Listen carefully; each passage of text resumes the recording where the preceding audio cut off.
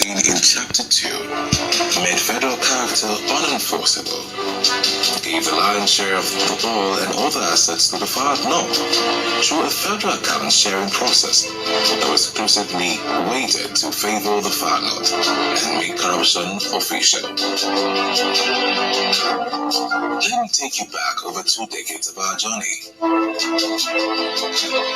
It all started when the military regime of General Abdul Salami Abubakar imposed a unitary 1999 constitution, which in turn was a wholesale rival of the 1979 constitution that was also known to be a victory charter for the Nigeria-Biafra War of 1967 to 1970. When it was made public a few weeks after the inauguration of General Obasanjo as president, the better half of those in the legal profession gathered in several conferences and without much ado recognized the flaws, loopholes, and selfish intentions, and concluded that the constitution was not legitimate and would not lead Nigeria to any form of advancement.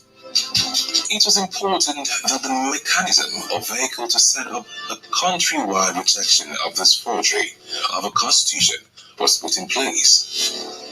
The journey commenced when in 2004, the Pro-National Conference Organization, PRONACO, was established to revoke the damaged federal constitutional basis of Nigeria.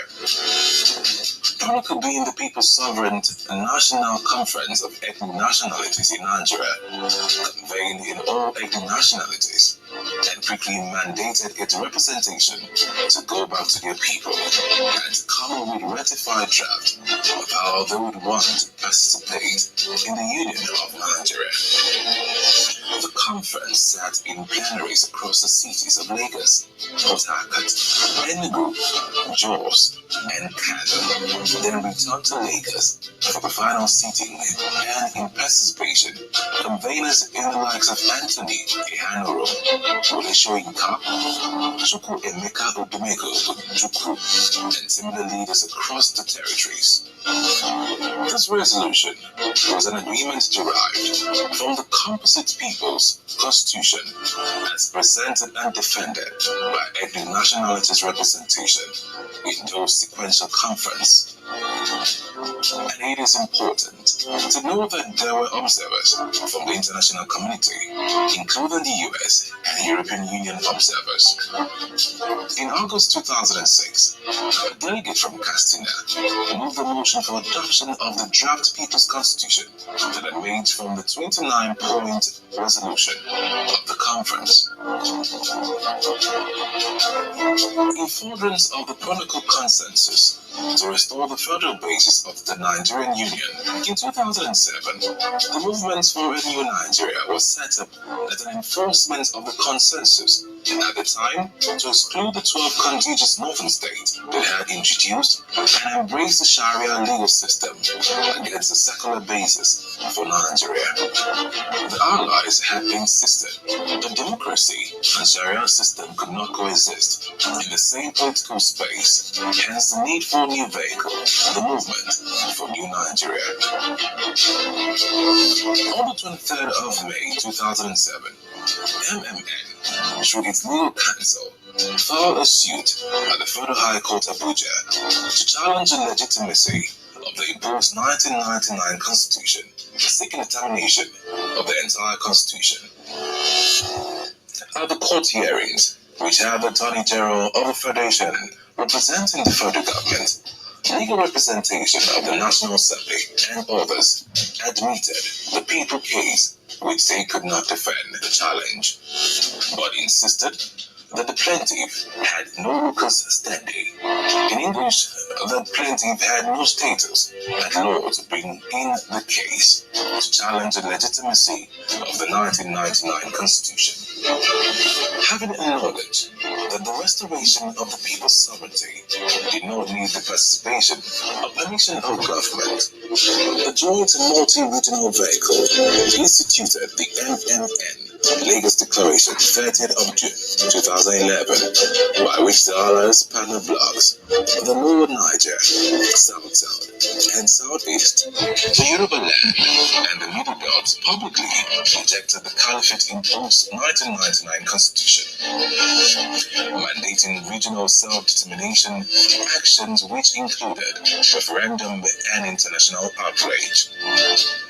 In furtherance to the mandates of the MNN Lagos Declaration, the people of the Lower Niger on the 27th of April 2015 held a solemn assembly in Port Harcourt City to wholly repudiate the 1999 Constitution.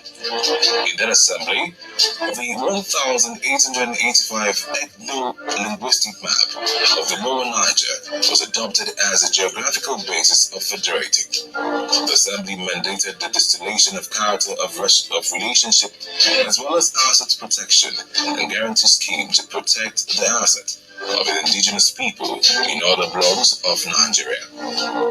On the mandate for international outrage of the MNN Lagos Declaration, and LNCT visited Capitol Hills, Washington, to make a case for the termination of the operation of Nigeria's 1999 Constitution at a special congressional event on Nigeria in May 2015.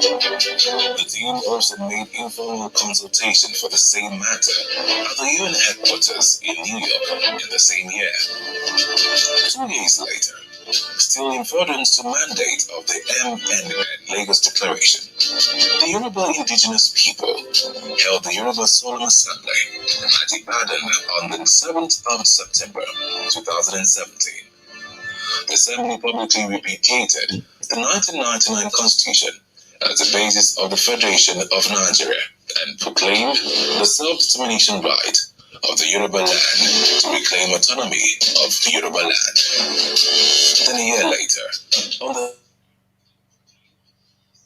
Thank you very much. Thank you very much. Welcome, everyone. And I am going to say good morning, good afternoon, and good evening from wherever you are. This is NINAS, the Nigerian Indigenous Nationalities Alliance for Self-Determination, and you are all welcome.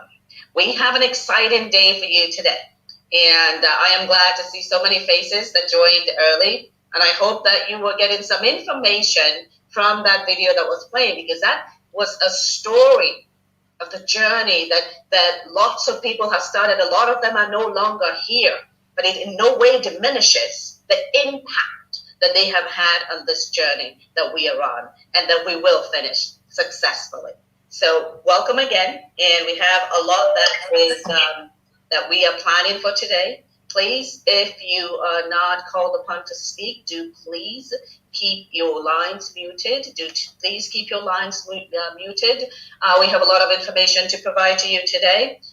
Again, NINAS is an alliance. It's an alliance from the Middle Belt to the South.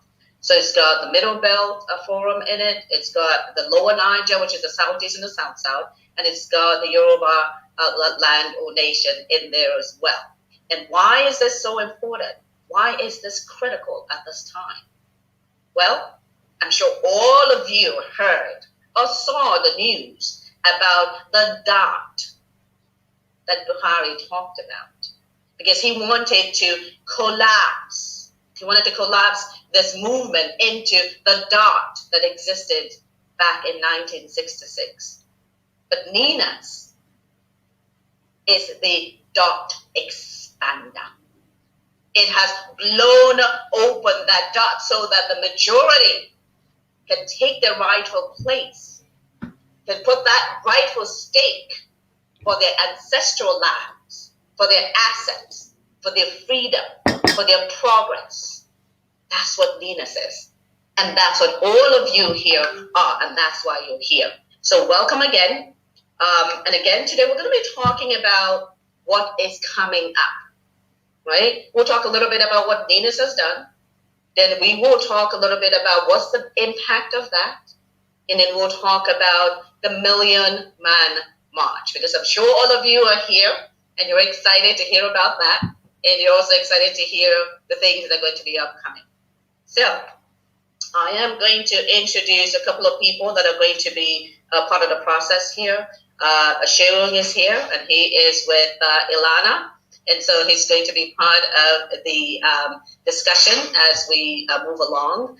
And we are going to open up different sections where where people can ask questions and where people can make comments. But we are going to, unfortunately, limit that to a very short period of time, like a minute. So I am just letting everyone right now just write down your questions, okay? Write down your questions so that you can make it very tight so that we can keep the time. We don't want to be here for very long because we know that your Saturdays are important to you. And so please write it down. And then for those of you who are shy, you can put your questions in the chat, and we will, as time permits, we will ask those questions here and provide the answers. But we've got a group of people, again, who are in the audience that will be answering those questions. We've got Donald, who's from the South. He is going to be part of the team answering those questions. And I'm sure I'm missing a lot of people because a lot of people are coming on right now. But never fear, your questions are going to get answered. So I think that to kick it off, I'm going to make a quick check. Just give me a minute. Let me just make a quick check with Donald and see where he is at. And then we can continue. But I am going to be waiting for the signal for when the leaders start coming on board, and we will, always kind of pause to deal with that, just because there's a lot of issues these days, it appears, with connection to Nigeria. So we're going to get started, and then as they come on board and I get notified, so Sharon and Donald, etc., make sure you guys let me know when you see them, because I am not able to see that. I think that Prof has signed up. Is that correct, Sharon? Yeah, that's correct. Okay, that's awesome. That is fantastic. One of the things that we want to be able to do is to be able to get them on as soon as they get on, just so that we don't have those issues with connection. So I'm just going to, Sharon, if you can confirm that he is actually ready to start, then that way I will let you introduce him. Okay, and then we can get started and get him on. And I'm just going to, I know you're trying to admit people, and I know Donald is doing the same. I'm going to help out because a lot of people are chiming in, and so we have a lot of people coming aboard. So Sharon, if he is ready, we can actually get started with that piece of it, and you can introduce it. Yes, good afternoon, good morning, good evening, everyone, wherever you are joining from. Our leader is ready, Prof Akintoye. It's already here. And I can confirm to you he's ready. Baba, are you there, sir? Can you hear? Yes, I am. Thank you. Okay. I greet you all. I greet you all with hope and pride. Amen. Hope. Yes, hope that we are going to walk and get our nation liberated from the squalor of Nigeria very soon. And pride that I'm working with the strong young minds who want to get it done. Thank you very much. I'm glad to be among you. I'm very proud of you all. Awesome. Thank you very much, Prof. And I know everyone is excited to hear about the bold steps that NINAS is taking. And also, I'm sure they're also ready to hear from you about this alliance and how it's coming together. So if you can give us some words around that, that would be fantastic. Okay. Well, the person to really thank most for this alliance is Tony Nnadi. He, from his position as an erudite lawyer, he looked at our problems and the Constitution. And he came to the very clear and easily visible conclusion that our problems in the South and the Middle Belt are all wrapped together in the 1999 Constitution. That is why some people claim that they have a right to be in our land, to kill, to maim, to destroy. And why the government of Nigeria is telling us that they do have a right to be there. That's one. That's also the reason. It's the 1999 Constitution is also the reason that the resources of our parts of Nigeria are being wrapped together and given to the North, essentially to the North. And when we complain that it is the dictate of the 1999 Constitution, they say we have given our people over to Nigeria under the 1999 Constitution. We have given the resources of our land. We have given our loyalty, everything to Nigeria on the basis of the 1999 Constitution. And so, everyone, Wole, please mute your line. Mute your line. Everyone, please mute your line. Sorry, Prof. Oh, thank you. And so Tony sat down and had a good look at this 1999 Constitution, this monster called the 1999, and discovered that if we can get rid of it, we can retrieve our freedom, we can retrieve our self-determination, we can retrieve our dignity as peoples. And we have been trying to put it together. The big question was how were we to proceed? So we decided that all the oppressed peoples of Nigeria, the indigenous peoples of Nigeria, from the Middle Belt to the Atlantic Ocean, are unified in suffering and deprivation in Nigeria. And that what we need to for strength is to create an alliance. And so we walk towards an alliance. And I'm very happy that we do have the alliance, because now it has become a very major force in the struggles of our peoples. We are ready to go as far as is necessary to retrieve our freedom. We took the first major step in December 2020. In December 2020, when we came before the Nigerian people and before the world to proclaim that the 1999 Constitution is a fraud, that we are not bound by it because we were not party to the making of it, and that we were going to take step after step after step until we totally liberate ourselves. They thought we were joking.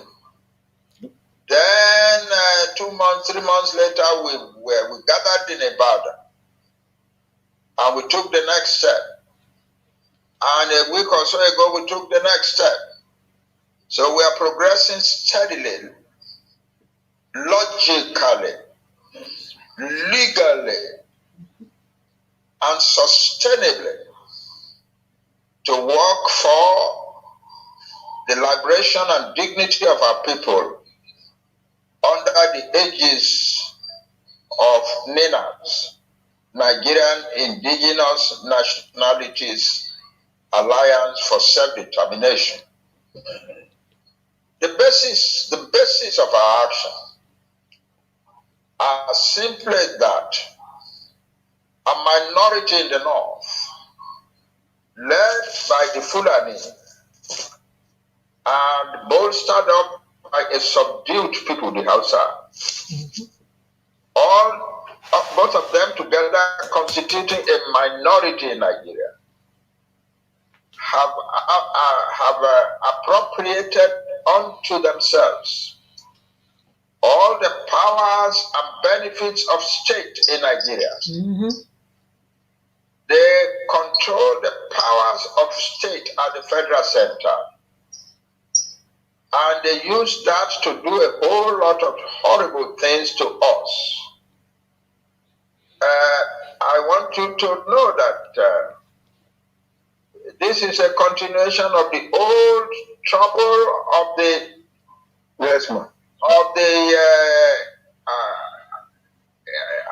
Asiatic, Western Asiatic peoples pressing down on the black peoples of Africa, Mm-hmm. destroying the creators of the ancient civilization of Egypt, and perpetually pushing the black peoples further and further south. Mm-hmm. Muammar Gaddafi in one Arab conference said, listen, let the more than 2/3 of us Arabs are already in Africa. Let the remaining 1/3 leave and come and join us, because Africa is the Lebensraum for the Arabs, the living space for the Arabs.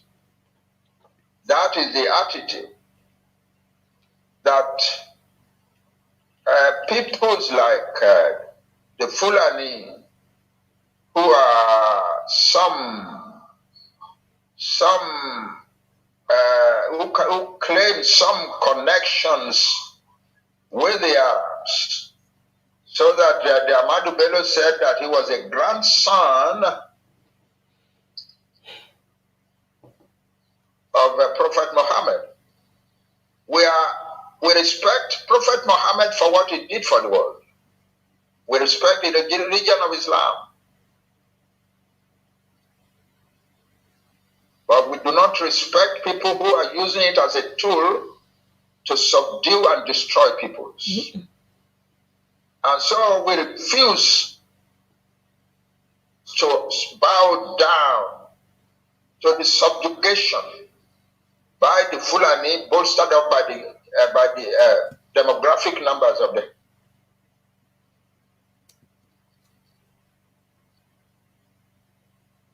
Hausa, the oppression, and that they are going to get out of the oppression. When they are ready, we will be ready to.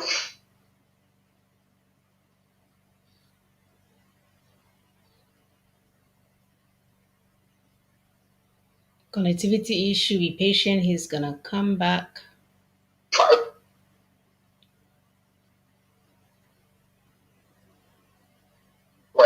We are working together. We have pushed the government off our shoulders to some extent now. Yep. Our governors, if they will use what we have already created for them, can put the federal government in Abuja off their shoulders. Mm-hmm. We know that they do not have that type of courage, but we will go on nevertheless. Yep. The truth will win in the end, and God will be glorified.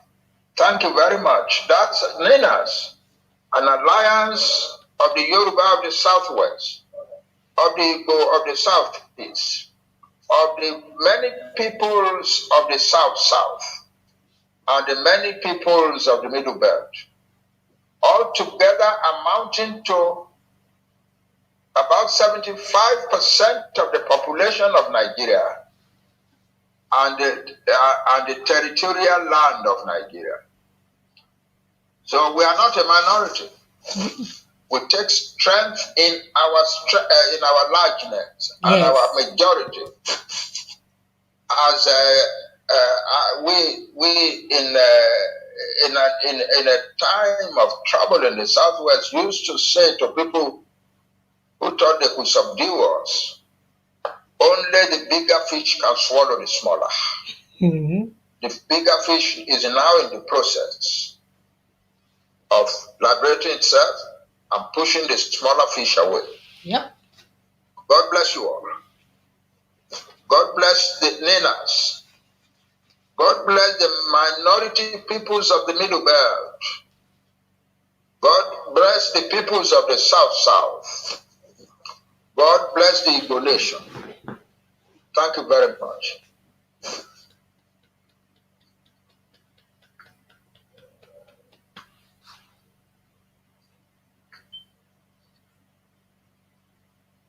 You are muted. You are muted. Thank you, Prof, for that very, very uplifting message. I am not going to be saying much right now, but I'm going to ask everyone to mute your line. Thomas Mankole, please mute your line.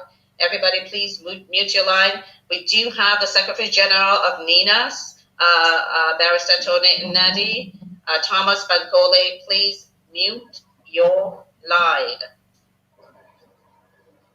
So we do have Tony Nnadi, and I am going to ask him. There's a lot of people here, so Donald, if you can find him, or Sharon, if you can find him, to ask him to mute his line. I think we have to. That would be awesome. There you are. Okay, Tony, you are welcome. And Prof, if you can please stay on, so that I'm sure there's going to be a couple of questions for the both of you. Thank you very much, Tony. You are quite welcome. Yeah, thank you. Welcoming everybody, and special greetings to Prof. I'm just, you can see I'm in motion. I just came out from a meeting, heading into another meeting, almost 40 kilometers from where I set out from. But thank God for technology, we're able to connect at this time. Yes, I second all of what Prof has said concerning where things are now. And I just want to tell our people that we have defeated this monster. The monster is struggling to see whether there is a way it can get its bearings back. And that those bearings relate to whether they're going to drag our people towards elections, or to create kind of, intimidate some. All kinds of things are being thrown around. And I'm sure most of us saw the interview in which the Commodore was talking about who was responsible for what. The Commodore or Lawi. That was happening on a Wednesday, straight from the Friday where on AIT, I had gone out, with Professor Turaki. NINAS, what the NINAS is saying was framed by the AIT, and the questions were put to us as to why we're getting the international community to shut down on Nigeria in terms of arms that were being supplied by the US and its allies, and in terms of the loans, the reckless loans that were being obtained in the name of Nigeria, the disputed project. And so, like Prof already told, like Prof Akintoye already told us, we have put in place a framework within which we can exercise the power of that majority against this minority that is refusing to reason, against this minority that is bent on killing off the owners of the land to take over the land. If anybody is still in any doubt as to the mission of that minority, as to the ethnic cleansing going on, as to the mechanism by which they are able to do what they are doing as a stranger minority, I'm sure some of us had Professor Sibajo, the Vice President, talking about apartheid. He's alleging on their behalf, just like he came to the US to try to tell the Americans that no killings were taking place. Yemi Sibajo is telling us that in gathering ourselves as indigenous nationalities for in an alliance for self-determination, that we were committing apartheid. I'm sure many people heard him yesterday. That will tell you that the strategy of putting everybody together on one side against the ones who are killing in all these places, the Fulani that is killing in all the places. No Ijo is killing Yoruba people. No Ogun is killing Native people. No Igbo is killing Ibra people. So in all of it, what we have in place already puts them as the minority they are. What we have in place already locks down that constitution of 99 that empowers them in every way. What we have in place already made sense to the international stakeholders, the world powers and the powers that be. Even the UN in sending the rapporteur mission that came in 2019. What we have is enough to break the hands that held all our assets in terms of what the Constitution sees from us. What we have is enough to put guns in our hands because it's that Constitution that took the guns away from us. What we have is enough to get us to where we recover our land and our sovereignty. Since it is our signature that is sustaining that instrument by which that minority is doing what it's doing in our collective name. The Nigerian Union is dead. The Nigerian Union cannot be that constitution cannot be the basis of people pointing guns at us and selling 3 million barrels of crude oil every day and sharing the money in our name and coming to our spaces to kill and terrorize in the name of a Nigeria that is not our project under the constitution they impose on us. So that's the situation. Where we are now, the reason we are mobilizing everybody to come to the rally in question so that the world community can see and hear from us that our union as defined by that constitution is at an end. So that whatever there's work going on inside Nigeria, there's work going on in several other locations, including Washington and elsewhere, so that what we're doing, people must stand by that proclamation. The demands of that proclamation is our demand, that we will not go to election under that constitution any further, that we must go into transition to begin to discuss what will become referendums to decide our future, and all of that. The international community must see that seriousness. We can see what has happened in Afghanistan, that we have the Taliban that had infused itself into the Taliban military, into the Afghan military. We were closer to what has happened in Afghanistan under the regime in which the people who are the terror network is being infused into our army. If we pretend about that, well, it's all about pretext.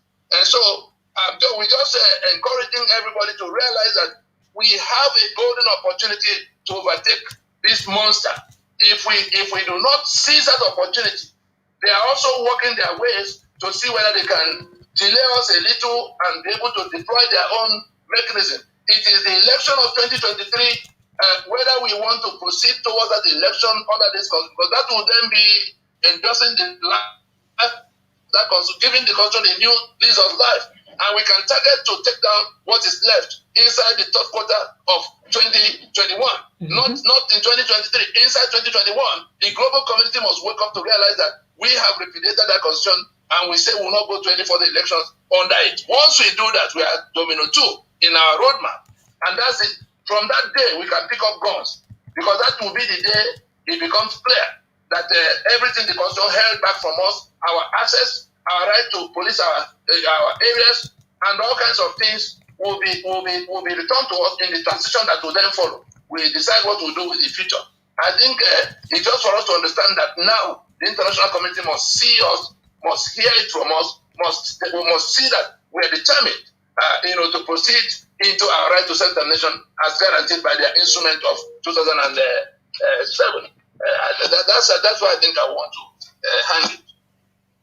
Awesome. That is absolutely great. And I think everyone, even those who did not know what was going on, got a lot from that. But can you kind of speak a little bit to the nations? Because the questions that people ask is, these are not nations, right? Can you talk a little bit about, what were these nations, those regions in the past, are those considered to be nations? Do we have the right to self-determination? Can you just answer that? And then I'll go back to Prof to ask another question. Yes. The the way it is, the answer is a straight yes. The constituent component nationalities of Nigeria each has a right to self-determination. Let us get this straight. I was directly involved in the instrument that emerged from the UN in 2007. We had called a meeting of the owners of Nigeria, the ethnic owners of Nigeria, the one that came out as Pronato countrywide. There were some Fulani, of course, that have been here for some time, and we said, okay, everybody come. The Jaw came as a Jaw, Yoruba came as Yoruba, Yogoni came as Ogoni, Igbo came as Igbo. And we had this, 2005, 2006, these discussions that went from Lagos to Port Harcourt, to Enugu, to Jos, to Kano, coming back to Lagos, discussing the union itself. Do we still want to continue in the union? And if yes, on what terms? And then we came out with an outcome. The Fulani were also in attendance. Buhari was part of the Fulani delegation that came to that meeting. Sayed Abubakar was part of Fulani, the one that is surviving in Sokoto now, was a part of the Fulani delegation. The US sent us up a mission as at that time. European Union sent us up a mission as at that time. The people who were angry enough to carry arms against Nigeria at the time were all persuaded. The Asaris of this world, the Canadians of this world. And so, by the time we finished, because we knew it would boil down to the kind of thing we are now witnessing, we said we could solve it when government was delaying from calling a meeting. And so, from the time we finished, we were now thinking of the enforcement. What are we going to do to enforce this consensus? Because we all agree that it has to be a federation one more time. And it was in the preparation for the enforcement of that new consensus that was like reviving our booty for everybody, that we now had to look in the direction of the UN to secure the right so that we're not accused of treason. And it was in that period that I had to prevail on, I had to plead with, and in fact, it wasn't a big problem to request Professor Wole Soyinka, to go to his friend Kofi Annan at the UN, so that instrument that could help us can be made available at the time we will need it. Luckily, he went, and we succeeded in getting the UN to take a vote on the matter one more time, having secured the few countries they said we needed to secure, because the countries that had self-determination issues at home were, all in an alliance to block that instrument that entitled us to what we seek. The relief we seek from Nigeria today is called self-determination. But it accrues to you if you are an ethnic, a distinct ethnic group in your ancestral space. And so we organize ourselves sufficiently to say, if the Yoruba standing on Yoruba land, Ijo standing on Ijo land, Igbo standing on Igbo land, Chief standing in Chief land, are all qualified. We only need to organize ourselves to approach the UN and the powers that be at the Security Council at the UN to say we now want to exercise that right. Our constitution, was imposed by a small segment, a small section of Nigeria, and they're killing us. Those are the things we put in place. So that instrument called United Nations Declaration on the Rights of Indigenous Peoples that came in 2007 is a remedy for the kind of thing we are complaining about in Nigeria. Our self-determination have been confiscated in the constitution that we didn't make, but which is now basis for these strangers owning our assets, owning our lands, owning our lives, and killing us without consequence. And so that UN instrument is very much available to us, and we have organized ourselves in a manner that has been discussed in the power places across the world. That was why the US, the EU, and the UK, between the 28th and 30th of April, that was why they pointed Nigeria to that solution. They told Nigeria point blank that you can't resort to guns in this debate. We have raised the sovereignty dispute. The global community was telling Nigeria that in this dispute, your guns cannot feature, not your guns, not our guns. That a meeting of the owners of Nigeria become necessary for them to arrive at fresh legal instrument. The world powers have spoken to Abuja, and anybody who is still being intimidated about what the Fulani will do or the government of Nigeria will do should please dress back and look at what has happened between December 2020 and now. We have completed our consultations. The whole world now knows that Nigeria is a disputed country. That's why all the things that are happening.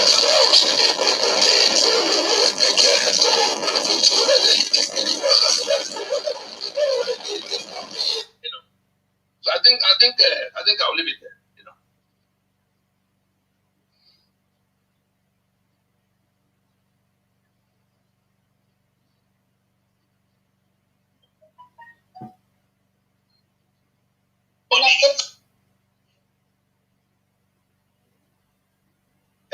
very much, Tony. I think Jane appears to have been picked off by, I don't know, its network or something, but we just noticed an intrusion that I had to take out the intrusion.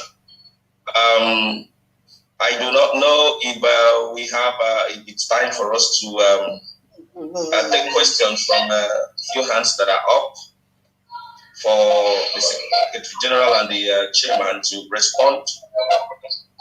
Please, can we all mute our mics, those that are not speaking? Can we mute our mics, Peter?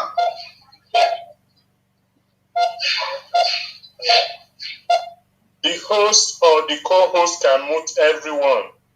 Yeah. Okay, so everyone is muted now. My pen is big. My pen is big. Okay, Mr. Abel, please do not accept any more person without the original names. That's how you avoid those things. If they don't have our Igbo name, avoid accepting it, please. Yeah, we've been infiltrated, that's all.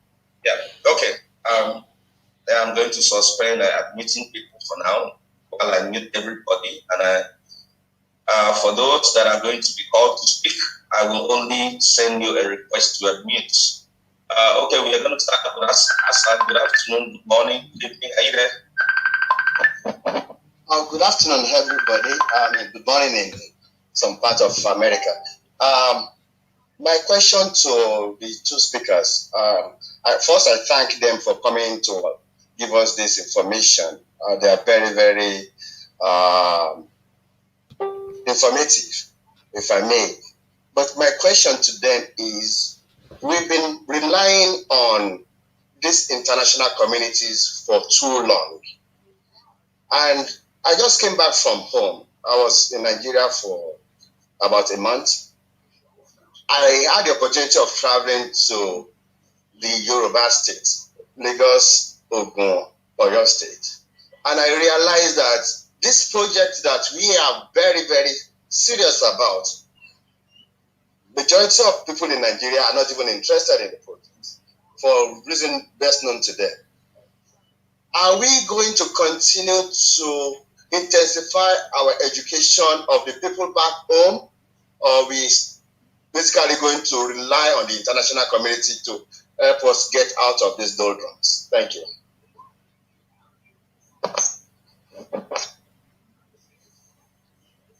Yeah, if I'm allowed to take the question, moderator, please. Okay, please, you can go ahead, Mr. Tony. Right.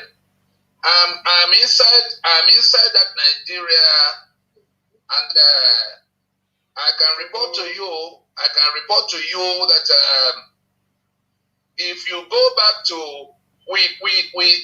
we had a roadmap for how to execute the plans we had, and in the period from December 16th of 2020, when we activated this force majeure, not many people knew that anything was going on at all, because it was basically 80% covered. Most of what we were doing were being done, outside the view of the enemy that was wondering. The enemy didn't know that anything was going on.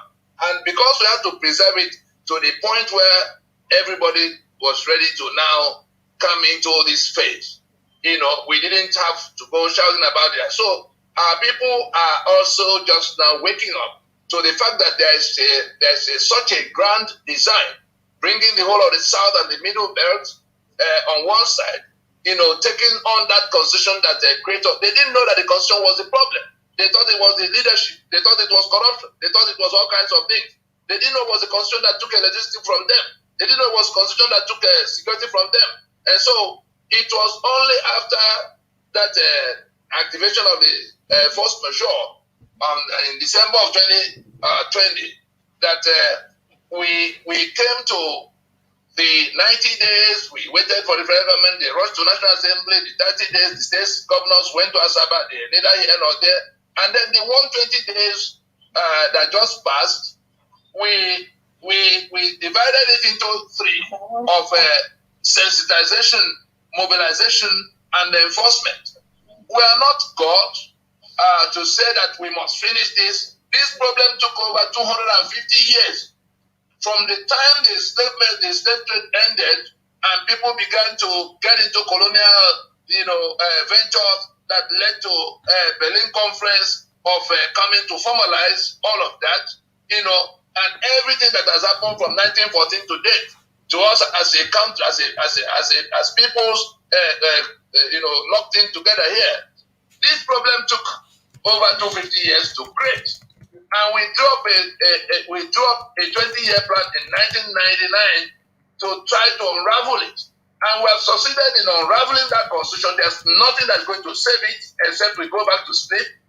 If we do just one more thing to tell the global community that we're not going to elections under this, it's not the matter of how many people come to do rowdy things on the street. The meeting I'm coming from now was one in which we were having a physical meeting, but there were several other locations where people were monitoring, people were participating in that meeting from afar. So the technology available enables us to spread it.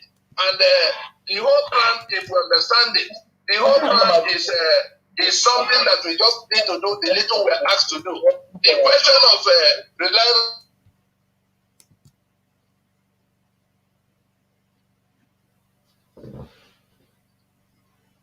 Am I still there? Yes, you are here. Sorry, I had to mute everybody again. Yes. What we needed, we are not relying on the international community in the manner that is being suggested. We are doing what we need to do so that they can come to do what they have to do for themselves. When we went to the US, we didn't tell them to come and save us from anybody. We told them that ISIS, that was at war with them, has come to our space, and that our president is submitting the sovereign assets of Nigeria, including Nigeria's military arsenal, to them, and that if the US and the other people who are, fighting the terror, will not wake up in time, that the global community will have to pay a big price. It was from that perspective that it became a national security question for the US and its allies. And so we're not waiting for them, because when we talk the way we talk, without looking at what exactly the whole framework and proposition is, it becomes debilitated. We have sorted out what we need to do on our own side to take down that constitution. Our alliance is on track for taking down that constitution. And what we need to do to get it to the point of lockdown that will then, force the transition for how we go to referendum is all in our hands to do. And therefore, the international community that we needed to talk to are the ones who have already blocked the sale of weapons to Nigeria, are the ones who already told Nigeria that they must go to a dialogue of the people, are the ones who have already told Nigeria that they already deny Nigeria loan. They're already treating Nigeria as a disputed project.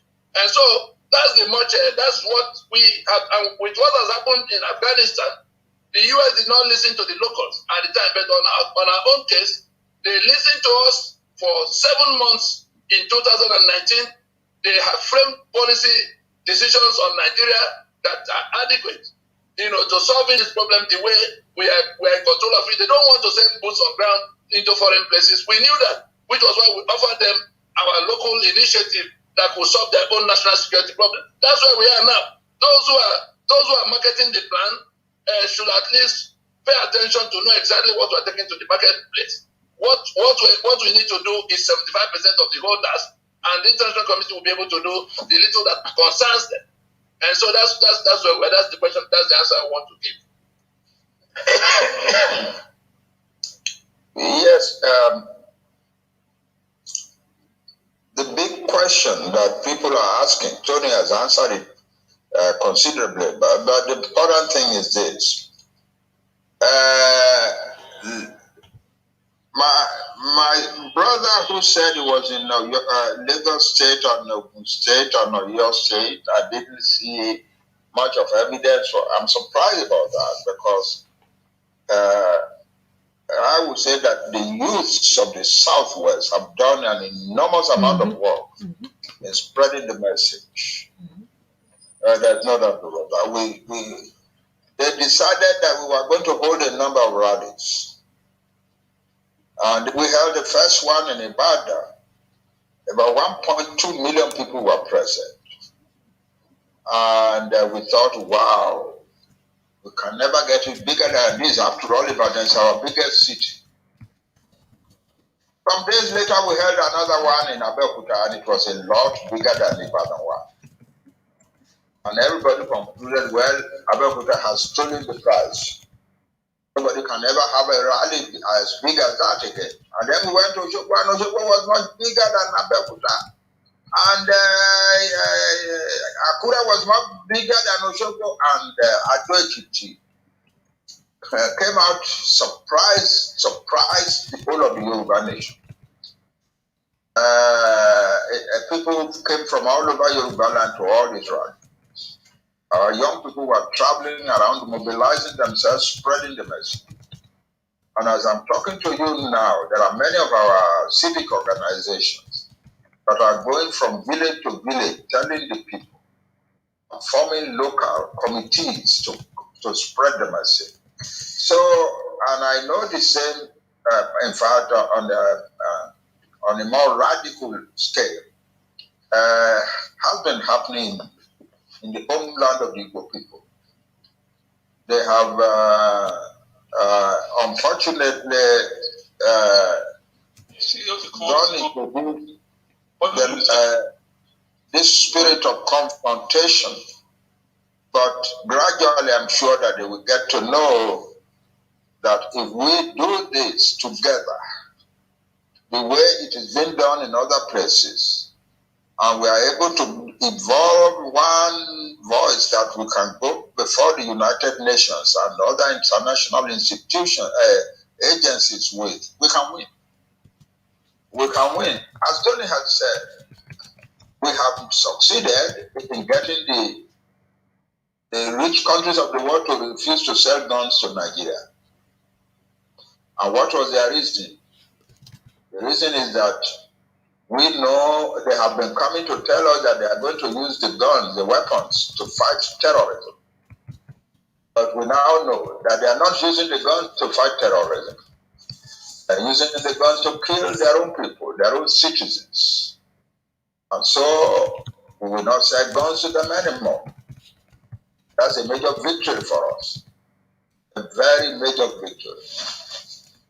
And we have also reached a point, after we made the statement that Nigeria is now a disputed project. A disputed project. And anybody who loans money to Nigeria, who gives any loan to Nigeria, is taking a big risk. Because we who are disputing the Nigerian project may, in some future time, face the loan givers and tell them, we warned you. You gave your money to the wrong place. And so now, the general picture is that Nigeria is finding it extremely difficult to raise loans anywhere. And the Nigerian situation is getting worse and worse at home. The Nigerian Naira is plunging. It is now close to 580 Naira to the dollar. Only a year ago, it was 380, 390. And some people are now jokingly predicting that the Naira will soon be 1,000 to the dollar. It can't happen. Meanwhile, the government has never really desired to control violence and insecurity. But insecurity is now going far, far beyond their worst expectations. So much so that even the Sultan of Sokoto said 2 or 3 days ago that the killings in Nigeria are being grossly underreported. That's a very big one. And southern parents are beginning to withdraw their youths from universities in the north. In fact, state governors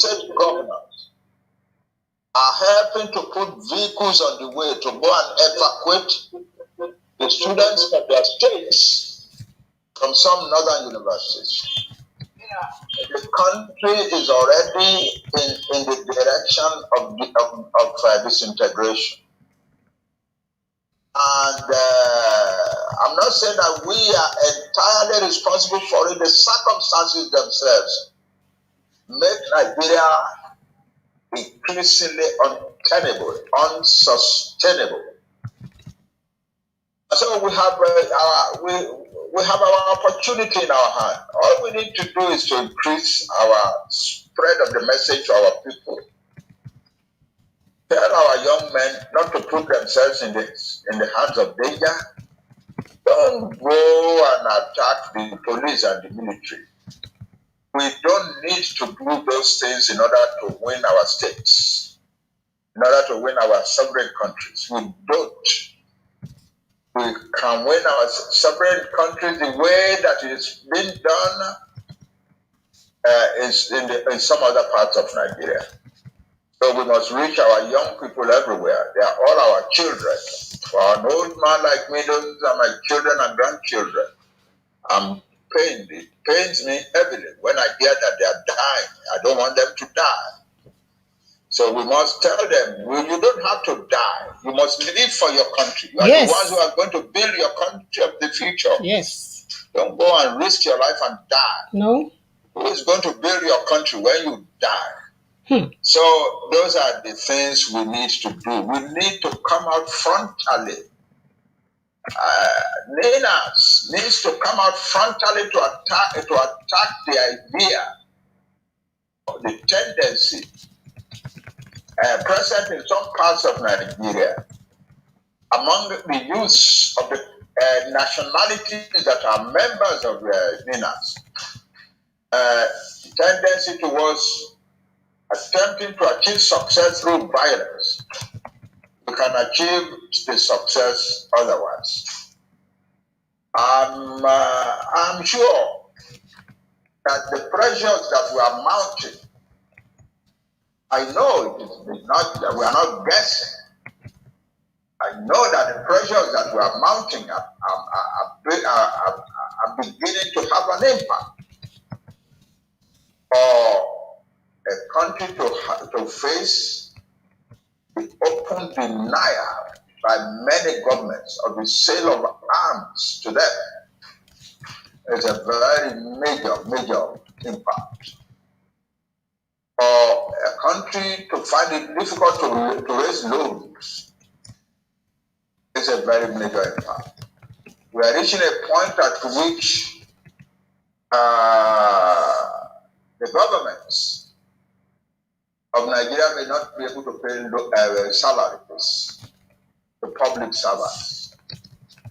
And we are also reaching a point at which some of the governors will begin to have courage. The governor of Rivers State has astounded all of us. The government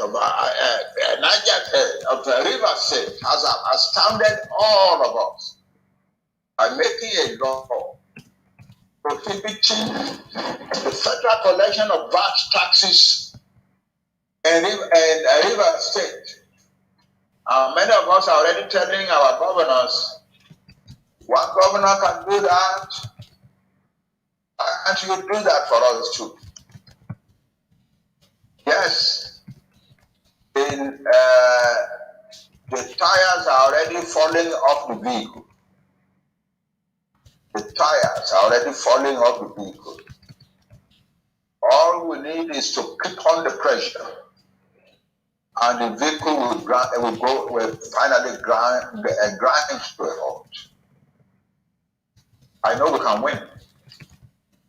I am sure we can win. And I pray that we will win. Thank you all. Thank you very much, Prof. And I know everyone is excited about the Million Man March, the NINAS Million Man March, that is bringing all of the Alliance territory together. And we are going to be in New York starting September 14th to the 20th. And we're actually going to have the march on the 14th and the 15th. And Prof wanted to see if you can talk about how we are unifying and the call to unify everyone behind this march so that it will be wildly successful. If you could speak on that, we would greatly appreciate it. Yeah, thank you, thank you. Well, rally, march, and so on, that is the province of our youth. And I want to thank you, our people, that you are already putting on the arrangement. And all the other leaders of NINAS are very NINAS to get their people in the diaspora, especially in America, to rise up and join the rally. I've spoken to our leaders in the Middle Belt, and they are ready. They are sending messages to their people. You will see more and more of Middle Belt people we are going to exceed the 1 million man mark. We probably will go on as far as 2 million, 3 million people in front of the United Nations, 14th of September. But I must leave it to you to make your arrangements. As your father, I expect. I desire you announce to us now your arrangements, and we can help you to spread the message. Thank you. Absolutely. Thank you very much. What about those in the other continents? Can they fly in and support if they are able to? Are we just inviting everyone to come since it's such a pivotal point? Yeah, the message that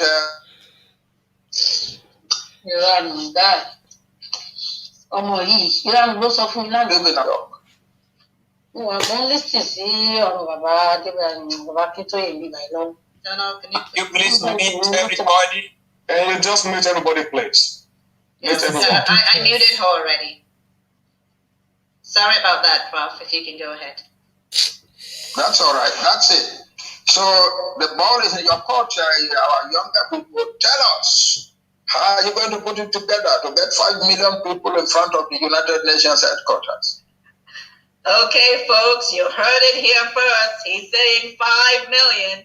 That's a call to everyone that is in this room and those who are not here. So Prof Akintoye is calling for 5 million people to show up. Everyone around the globe should be youth. You are being vacant because it's your future that is at stake. It's your heritage. It's your culture. It's your freedom. It's your religion. It's your progress. That is what is at stake. So thank you very much, Prof Akintoye. If you have final words, if you want to, we'll take a couple of questions from people. If you still have time to stay with us. I don't know if Tony is still here as well. I see Tony is still here. So we'll take a couple of questions, and they'll let us know when they're leaving. And we're really excited to have you here. So Donald, I think you were tracking who raised their hand first. If you can call the first person, that would be awesome. Ade Jamil and Onyx. Jamil. Okay. Thank you for receiving me. So I want to thank Baba for being there for us. So I'm Tajuddin Ade Jamil. I'm the secretary of Nigeria, American Mega Rally, and Yoruba Nation American Mega Rally. So hello? Joseph, if you unmute your line, I will remove you. So my question is, what else are we need to do in order to make sure that Nigerian government is not receiving loan as they are used to? Because the way it is now, it's like they are taking our resources for the loans they are getting from international community. What do we need to do in order to stop that henceforth? That's my question. Thank you. Yeah, it's a progression. Already people are hesitating to grant them loans. People are pointing out to them, your country says you are a disputed enterprise. So lending money to you is risky. we must continue to make it appear more and more risky. And the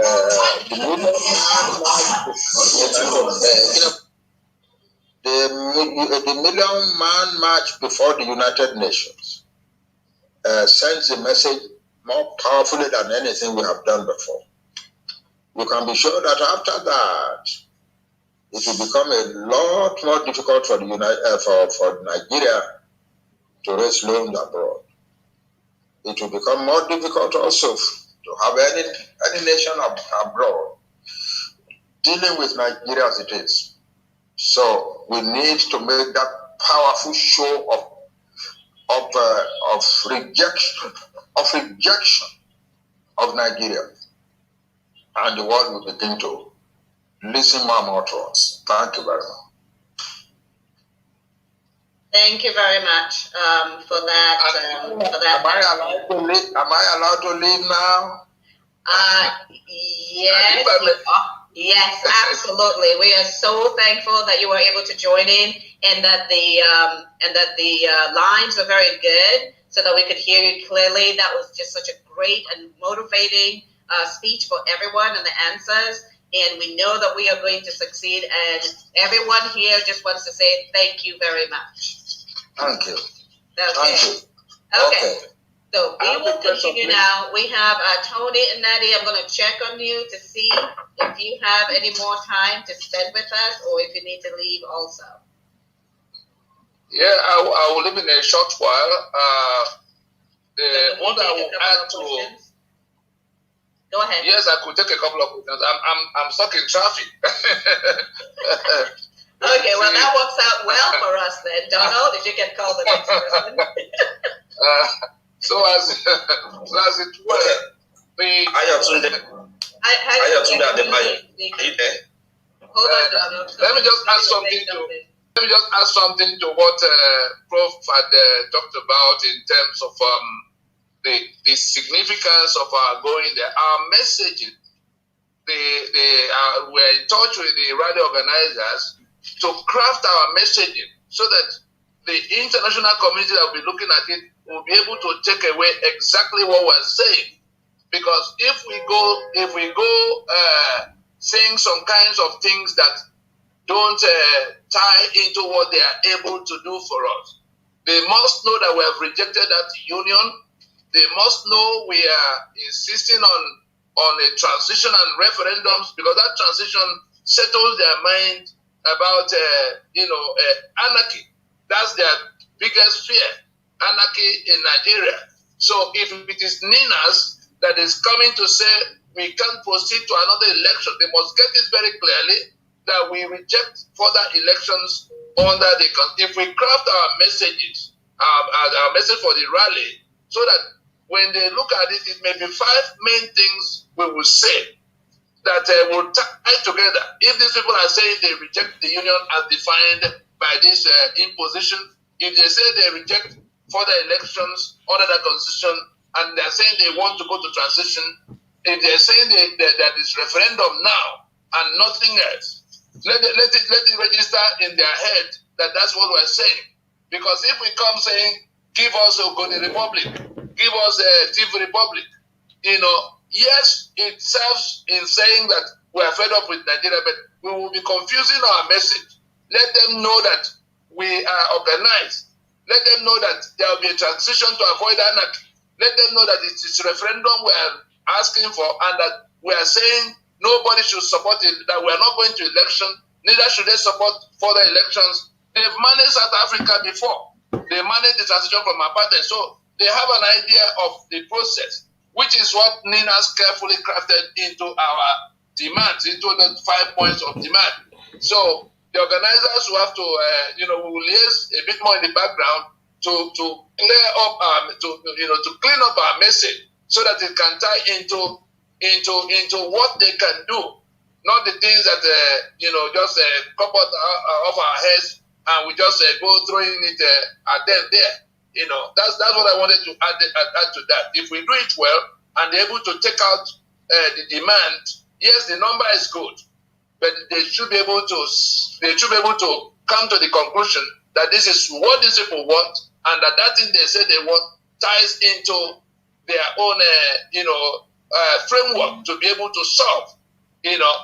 If for instance you come and say you want Biafra, without a map, the UN has not opened any file. I can report to us authoritatively.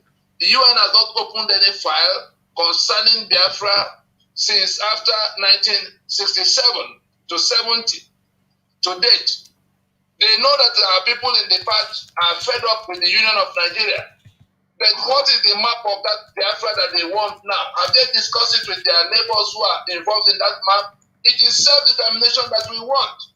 It is independence that we want. We have to put a process to it. We are not doing it in terms of, we are not saying we are going to behead everybody so that we can have it. Because if you solve your own and the other people have not solved their own, we have to see that the international community will have to see us as civilized, as people who are able to manage their affairs, people who are able to discuss around the big tables and take away what will solve their problem. So the organizers will have to have it. They have to bear in mind that it is called self-determination. That's their language. If we say we don't want to go to another election, that puts a time frame to it. If we say it's referendum, that they will know we're not working towards anarchy because we have offered transition. Those are the things I thought I want to add, so that the organizers can, all of those who be on ground at the time will have it in mind. Let's go to the next question, please. Donald, can you bring up the next person? And I'm going to make this announcement again. If you unmute your line, because we've said this several times, we will simply remove you. We are not going to continue to do that. You will just be removed. So please, watch your lines. And if you're going to ask a question, you cannot have iPad or iPhone. You must have your name. Everyone that's asking a question must have your name. So please, Donald, if you can call on the next person, that would be great. Ayatunde, are you there? Prince Ayatunde is not there, so we move to Burkina or listen. Burkina, they can go ahead. Burkina, sorry. Yeah, thank you very much for giving me the opportunity to speak. I think we might not really have enough time to ask questions. I have Mr. Chris Akintoye. Can you ask a question on my behalf? Mr. Chris Akintoye.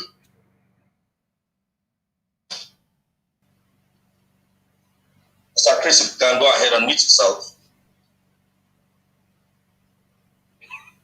Mr. Chris, you're muted. Please, can you unmute yourself? Okay, good afternoon, everyone in the house. My name is Chris Akintoye from Toronto, Canada. Yeah, the question that he wants to know is regarding the youth. How do you incorporate youth element into this program that you are doing? Because in Nigeria now, the youths are already, it's like there's no coordination and everything is just somehow. So he wants to know, he has been interested in knowing a program for the youth. That's his own question. So I don't know if you have any explanation how you want to bring youth into this program. Thank you. Very quickly.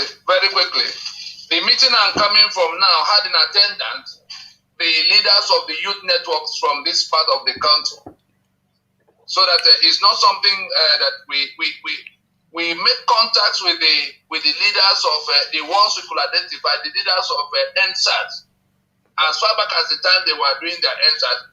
To get them, they had 40 names to tell you that we had them at the center of our plan. They had 40 names that they were going to put as signatories to the constitutional force majeure.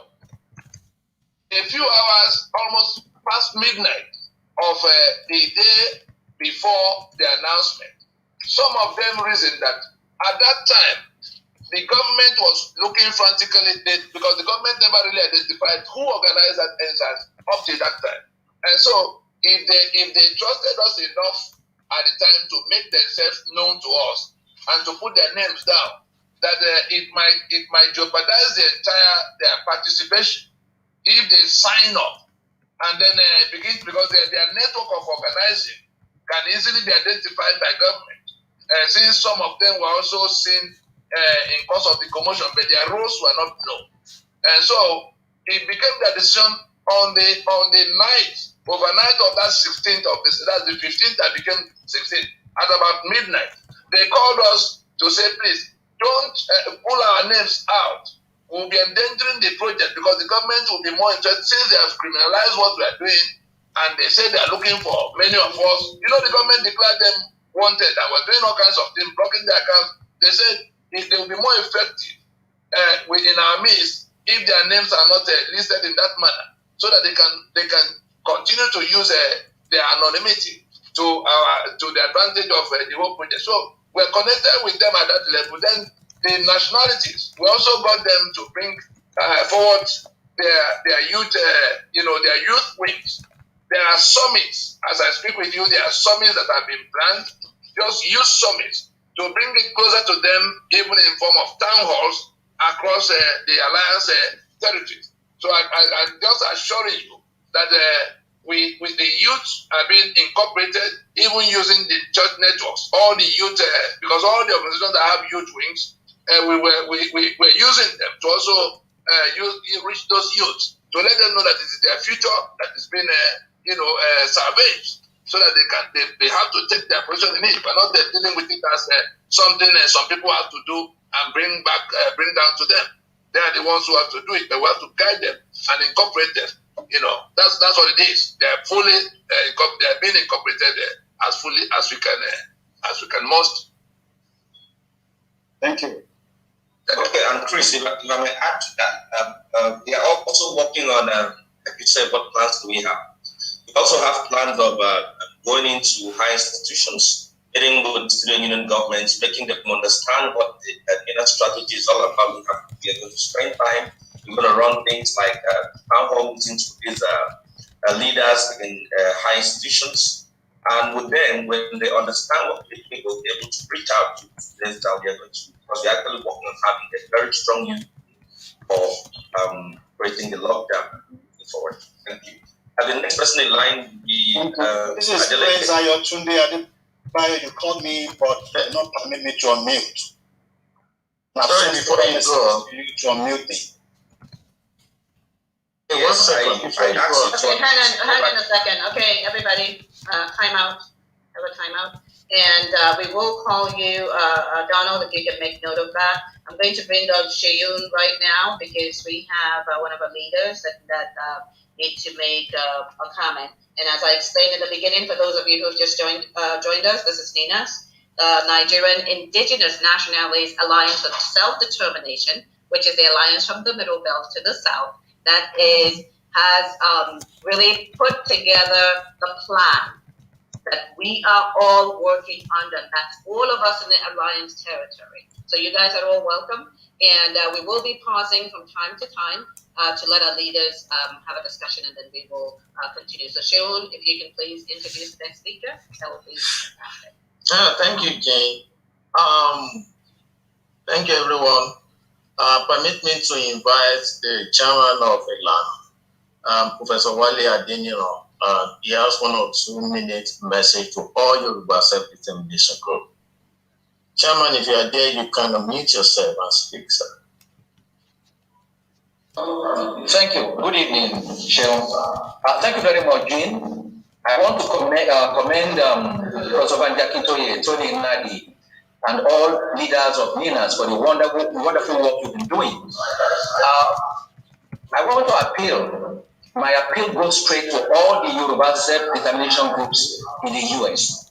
By whatever name your organization is called, I appeal to you and I plead with you to please cooperate with NINAS. The 1 million man march of 14th September to the 20th is a NINAS project, bringing peoples, all the indigenous peoples of the 4 zones earlier mentioned together. There is strength in numbers. There is strength in unity. I therefore appeal to you to please join hands with NINAS. Whatever you want to contribute, at whatever level you think you want to come in, please get in touch with NINAS so that you can be adequately incorporated into the planning and the execution of this million-man march. And we are not making, there's no discrimination whatsoever. All Yoruba groups are welcome. All Yoruba groups are welcome. And everybody will be given equal treatment. Please, I plead, no rivalry, no competition. It's just cooperation, collaboration to ensure that we all recover our sovereignty and get out of this prison called Nigeria. Thank you very much, and God bless. Thank you, sir. Yeah, thank you so very much. That is so important, and that's one of the things that we really want to be able to talk about here, because again, for those of you who were not here earlier when we talked about it, I'm sure you remember when the President Buhari made mention to the dot, how they had isolated the dot and defeated the dot. Well, all of you here who are part of NINAS, you are the dot expander, right? We have expanded that dot to where it is all the way from the Middle Belt to the South. The majority of the people that are in the country, the indigenous people of the country, and I dare say there are lots of indigenous people in the far north that are indigenous and are not part of this craziness that's going on in our country right now. But that's really important for us to come together from the perspective of having our voices be so much louder, having economies of scale, right? And just really working. When you work together, you have that collaboration. It makes it so much better for us later on when we are in our own space and control our own destinies. We will have that already in place because we're already doing it. So welcome everyone again. And Donald, if you want to call on, I think it was in Legeru, to ask a question. Yeah, Tony is still with us, and so he can answer some questions. Right. Go ahead. Let the question be asked. Am I allowed to ask the question now? This is Prince Ayotunde. I was called earlier, but yes, go ahead. Go ahead and ask your question, please. Go ahead. I have a question and a suggestion for the rally. So the question was supposed to go to Professor Banji Akintoye, being that we were informed that probably during the General Assembly meeting. So we don't know any update on that, if they're still coming, because we are already making preparation to make sure that we are able to go in to the meeting. So we don't know if they're still coming or not. That's number one. So my suggestion in reference to the rally, I think we can all get to the United Nations building early enough and block their entrance to the building to create an attention for us. That would be a very good thing. So that's what I wanted to suggest. Thank you. Well, thank you very much for that suggestion. And everyone will be getting information. So please, if this is the first time that you are attending a NINAS meeting, do please put your information, your phone number, and your email address in the chat, and we'll be keeping you informed. We'll also be providing the information for Ilana Omojua, so you can reach him directly. The NINAS information is already going out. Navashun to also providing the Ilana information. In the Yoruba Directorate, I haven't seen them. There's so many people I can't, see everyone. They're going to provide that information. The bottom line is we're all coming together. We're all going to be working under the NINAS umbrella. We're already pulling things together to make it work, and that's what's going to be important. So please provide your phone number and your email address. We'll pull you into the right platforms that you need to be on, and you'll be getting all the information straight from Professor, straight from Tony. He sends out information every day. There's the videos. There's all kinds of things that you can utilize to actually be able to move this movement towards success. Okay, thank you very much. And where is Donald? If you can bring I'm right in here. Okay. The next person to ask a question will be Toyin Adeleke. Adeleke, are you there? Yeah. Before the next question comes, please. There are the operational details. Some of the information, all the information relating to the match are available in the platforms that have been provided. So people just need to go there. But there are certain aspects of the information that become operational details that should not be disclosed there. For instance, this last suggestion about coming and blocking, there might be people reporting to people here. So those are not some of the things you can, because if they know you are coming to do that, because you are discussing it in this open forum, of course they're going to try to provide against that. And the information relating to the movement of the leaders of NINAS, we can put that out too early. You know, the system is jittery. The system doesn't know what to do. They don't know where this massive thing is coming from. And so there are all kinds of other back channel, mechanisms of discussing those aspects that the system could want to work, with to impede in some way or the other.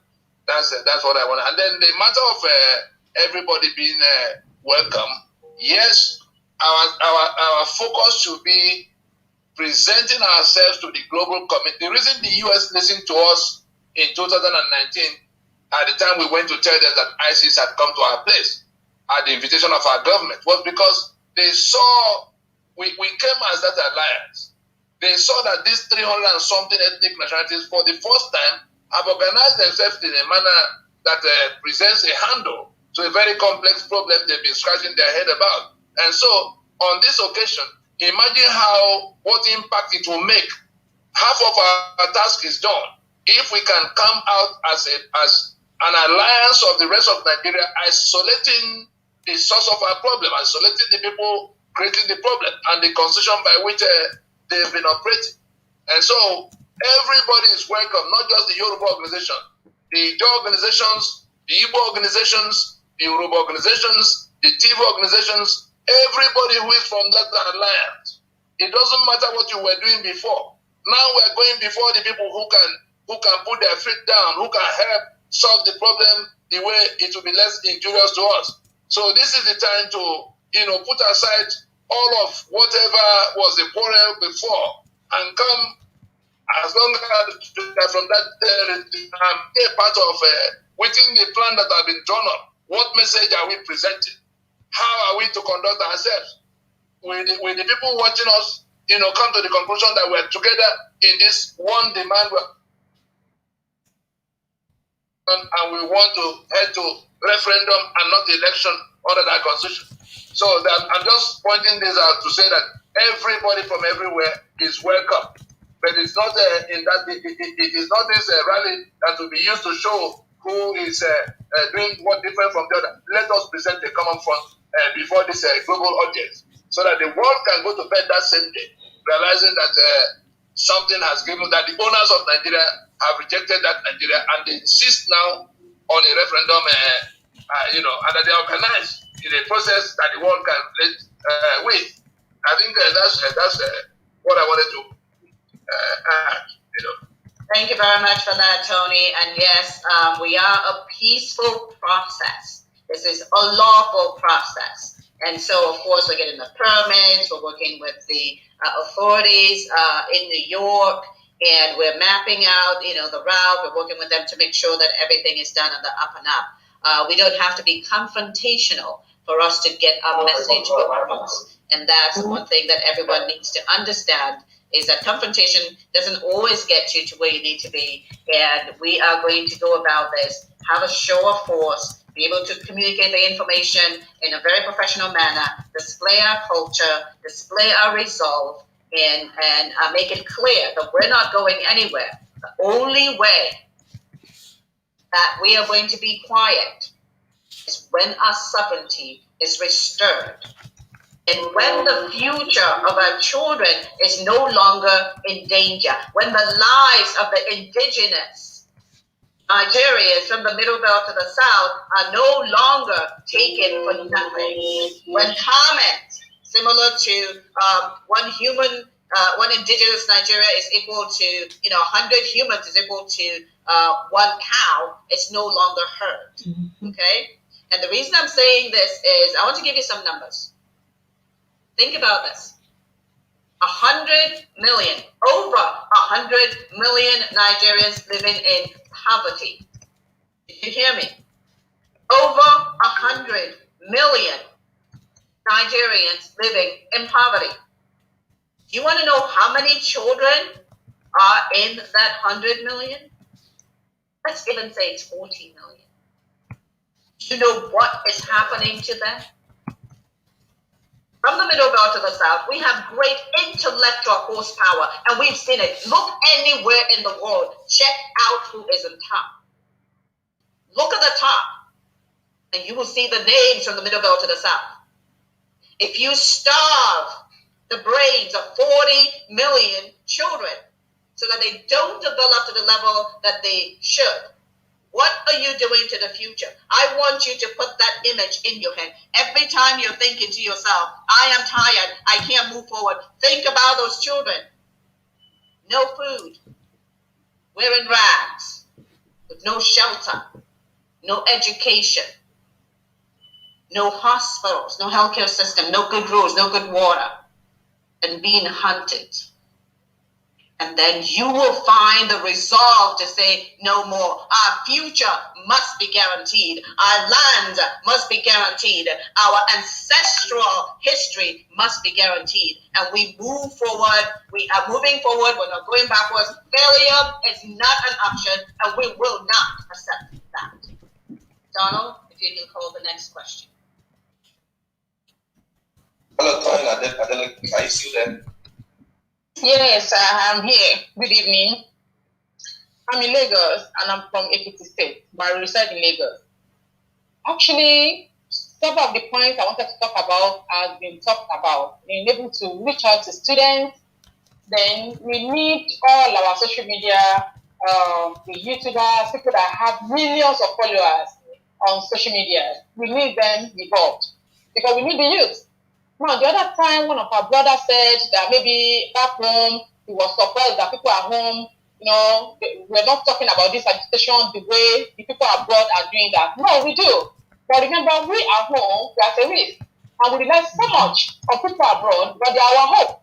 Right. Now, back home, I tried to strike a conversation in some places like, even the market, like Marina, in my office and several other places like that, you'd be surprised that everybody have awareness of what is going on and they want it to succeed. People love it. People want it. People are eager for it. We know, we are aware. Now, the person that seems like represents us before, that we're all looking up to, one day go home, suddenly they open up, everything seems to calm down. Sunday is in their custody, family is in their custody. There is nobody speaking for us. So there is nobody that comes every day to show that our cup is still protected. We still have you guys in mind. It's still our land. We're still fighting for it. We're not supposed to give up. So that's why it seems as things back home is calm. We are not calm. We're expecting actions and we believe so much and we pray always for God to lengthen his age for us so that we get to freedom at the end of it. But please, we need to carry the youth along. Students are good, yes. How about the YouTubers? How about our musicians? People that have millions of followers on social media, please get them involved. Okay, let us round up now. Okay. You need to please send you a message. Please read my message as well. Okay, I put some points in my message. Thank you so much for the opportunity. Thank you. You have absolutely given some great points. Okay, those are great points. Everybody here is a freedom advocate. Every single person. Who have you reached? Your family, your friends, about your village, your church, your alma mater, your professional organization, your cultural organization, your cultural leaders. Everybody here is a signboard. Everybody here is a message board. And just because there doesn't appear to be what people call agitation. Does not mean that a lot isn't happening. Because I will recount what Tony and Nnadi said and what Prof Akintoye said as well about the progress, the things that have been achieved. We are screaming loudly with the messaging that we are sending out, not just in the Nigeria space, but in the international space. Every message is pointed to address what's going on the ground and to provide that information to the international community as well. And a lot more of that is going to be happening, and that takes all of us. Yes, you are in Nigeria, but you probably know people in the US, even in the New York area, maybe Connecticut, maybe New Jersey, right? You contact them. Have you heard about this? Are you going to be there? Make sure that you're there. Make sure that I see you there. Everybody is a message board. That's the whole beauty of NINAS. Everyone counts. Just like Prof Akintoye said, and Tony and Nnadi made very clear. Individuals, ethnic nationalities, everyone counts. Now, Tony, did you have anything more you wanted to add to that, or? Not really. Everybody is welcome as long as they are from that alliance block, the alliance territories. Everybody is welcome. Key into that proclamation. That proclamation is our central message. Whether you want Odua Republic, or you want Biafra Republic, or you want Ogoni Republic, whatever you want, it is in the transition we get into. It is the referendums that will follow in that transition that will settle everything. The first thing is to get out of the cage. We are doing a joint jailbreak. NINAS is a joint jailbreak from the caliphate prison called Nigeria. Let us get out of that cage, then we go into transition and sort out where we want to go by referendum. It's that simple. So everybody's welcome to understand that it is that proclamation that has everything everybody needs, including all the destinations, are contained in, because once we stop this constitution, the union it creates is at an end. The Nigeria that we're talking about now is at an end. And then we go into a transition during which regional referendums to decide what will happen. All the quarrels about where the boundary will be taken as some who become controversial can go to plebiscite. But let us get out of the cage first, because the Fulani are regrouping to come to kill everybody. If because we are quarreling for where to draw the line or who will stand in front, the things that happened in Afghanistan were closer. If the US did not pull out when they pulled out, we would have happened before Afghanistan. What happened was that the US pulled out and the Taliban saw a gap and moved in. Today, the man in Asura will be more than glad to throw in the towel, because he's also the commander on the other side. That's what the Commodore Olaumi was telling everybody. That's what we went out last Friday to also say, myself and Prof Turaki, that the man who is commander-in-chief of Nigerian Armed Forces is also grand patron of Miyetti Allah, which is Miyetti Allah is responsible for the activities of Fulani herdsmen, as they say, and that our commander-in-chief had dipped hands into the treasury to take 100 billion naira to give to Miyetti Allah, that was taking responsibility for the fourth most deadly terrorist organization on earth. And so, how are we supposed to make a distinction between all of them? Therefore, we see that the Taliban situation in which the government just capitulated, the army capitulated, they have infused our army with all the people that have been pardoning. The terrorists, they actually caught in combat. They will say they've repented and they put them back in the army. So our military is infused. We're closer to that danger than we realize. And therefore, let us just go in one accord. That proclamation of December 16 is our common position for ending the union that brings us together with these mad people. Thank you very much. Yeah, thank you very much. I mean, one of the things, if you haven't listened to the video by T.Y. Danjuma in 2018, you might want to listen to it. He was very precise. He said, do not rely on the armed forces. They collude. They collude. He said that very clearly. And then, how many of you saw the International Criminal Court statement in December, right before the constitutional force majeure was issued? They said that there is reasonable basis to believe that the Nigerian armed forces committed crimes against the people that go to the level of war crimes. Goes to the level of war crimes. Adewale, if you unmute again and make noise, I will remove you.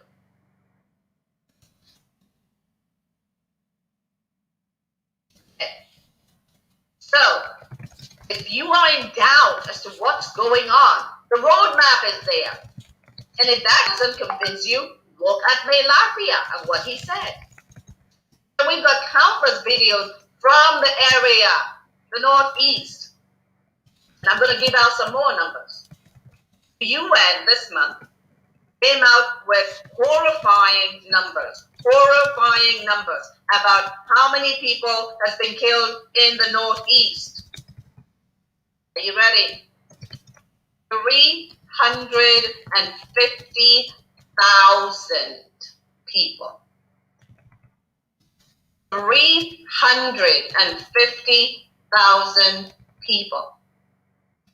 Let me let that sink in. While they're sinking in, did you know that over 300,000 Nigerians has fled from Nigeria as refugees into other countries? Did you know that?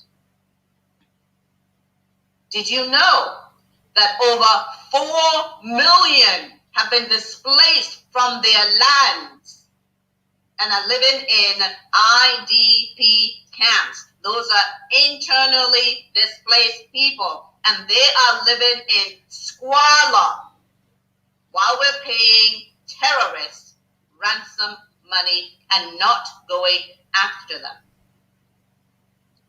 Has any one of you seen a Fulani herdsman that has been prosecuted? El-Rufai in February said that the justice system is just moving so slowly, or we would have been seeing it by now. Buhari said, police department, release the names of all of the Fulani herdsmen that are being persecuted. That was in February. This is August. We are still waiting. So if you're in doubt, then you're not listening. You're not watching.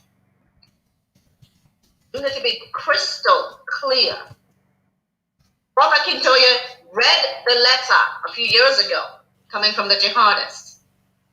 It's on the NINAS YouTube channel. You'll find it there. Because what we're talking about isn't herder-farmer conflict. Were there any farmers at the NBA? In the places that the Nigerian army has been going, were those farms? Wait. The U.S. government came out clearly stating that they are sharing intelligence with the Nigerian government. How is it they haven't been able to find this terrorist that Sheikh Gami could find? Auchi governor could find them. Zamfara governor could find them, take pictures with them, hand them money, leave them with the guns. And then tell us that we need to treat this Fulani herdsmen who have killed over 400,000 people with gentleness. What about Miiti Allah? That said that they're kidnapping and got 100 billion naira. And said that, oh yes, the killings, but it's revenge killings. Can they show us over 400,000 Fulani, non-indigenous to Nigeria, I might add, that have been killed, that you're doing a revenge killing on? Those are the people that are right in front of the Nigerian government. Why are they not going after them? I'm just talking about what's fair. Where is the equity? Where is the justice? But if one person says something, you're declared wanted or called to the DSS. Why haven't they called me Itiala? To actually prosecute them, not give them money. Boko Haram, repentant, to give them money, put them in the army. Oh, wait, that happened in Afghanistan. It's a blueprint.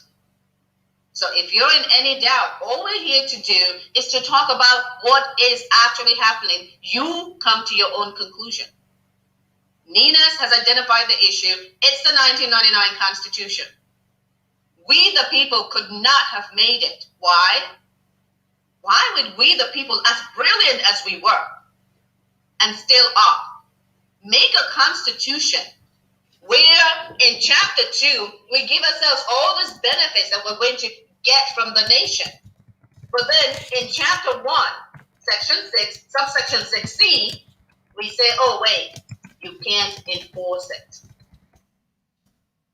We give ourselves benefits, and then we say we can't enforce it and tell the court that they can't hear any cases on that. We must be very stupid people. And then, to even increase our stupidity, we now say a sitting governor is immune. The president is immune. So how exactly are you going to get your benefits? We are not that stupid. Not even our kids in elementary school would do that. And yet it says, we the people. One more. Assets. Now controlled by the federal government under the 68 exclusive item list. You want to know how those revenues are being divided? I'm glad you asked. I'm going to tell you. Local government areas is one of the factors. And I'm going to ask all of you to go check the local government areas. Add up the South, add up the far north. Then I'm going to tell you to look at Lagos. Lagos and Kano State started with 20 each. Now Kano State has 44. And Jigawa, which was carved out of Kano State, has 27. Lagos still has 20. So now that means Kano, which is now Kano and Jigawa, is getting 3.5 times just based on local government areas. Next factor, land size. Have you seen the size of the land in the north compared to the south? Doesn't take a blind mind to see that one. Population. Well, according to the latest numbers that they were giving us, they said out of 211 million people, 171 million are in the far north. Wow. So all of us in the middle belt of the south, there's only 40 million of us. Remember, these are the factors that are being used to distribute revenue in the country. So when we talk about apartheid, it's in the Constitution.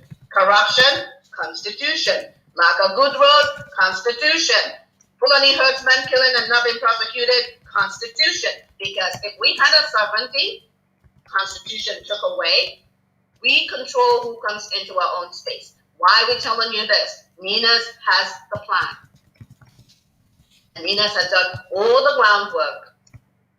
And we are now getting towards the end, and we need everyone. There's no such thing as saying, I'm from the middle belt, I'm from here. Under NINAS umbrella, we are one, we are united for freedom, and gosh darn it, we're going to get it. Okay, Donald, next question. We're coming to an end here. We're almost at an hour and 45 minutes. So we're going to take a couple more questions. But I'm going to ask Ilana and Yoruba Directorate and Lower Niger Congress and the Middle Belt Forum, the Middle Belt Republic, if you can actually be putting your information, contact information, in the chat, that would be fantastic. And everyone that has not provided your information yet, do please provide your information in the chat. And as we said, failure, not an option. We don't fail when you get involved. So we're calling all of you to get involved. Donald? Okay, the next in line would have been iPad Bola NJ, and that's no iPad person can speak if they don't change the name. Doesn't have a picture or something, so I'll be going to Sambayo. Sambayo, you there?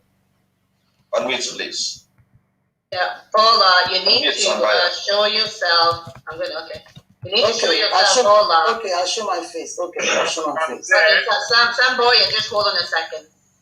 Okay, thank you. Yeah, we'll take them, and you're up next. Thank you very much.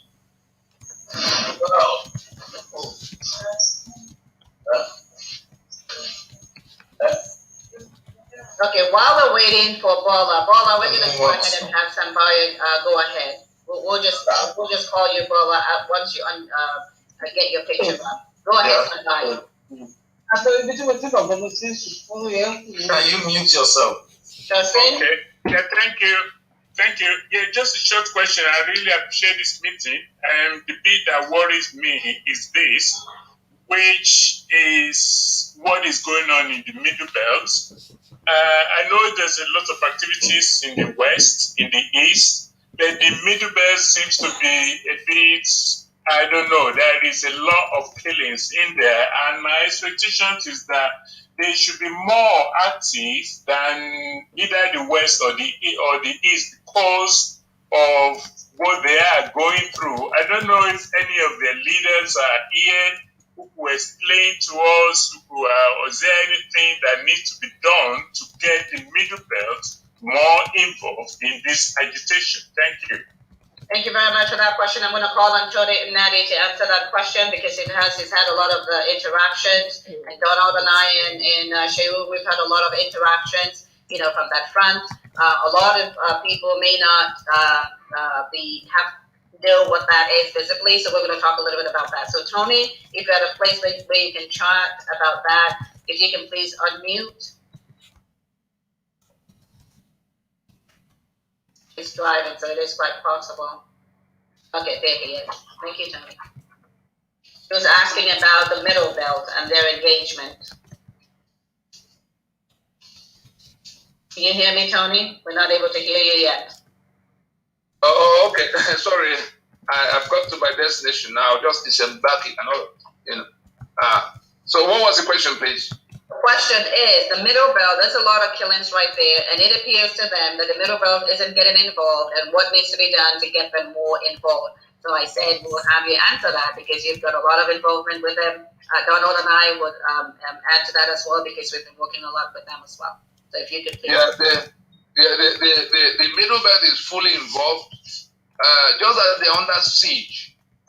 And the enemy is particularly interested in intimidating them from. You saw what they were doing with Autumn, but I can inform us that the chief of staff, Autumn's chief of staff, was in the room the day we were addressing the State Department in 2019, in Washington, and they know they're involved from the Benue to Plateau.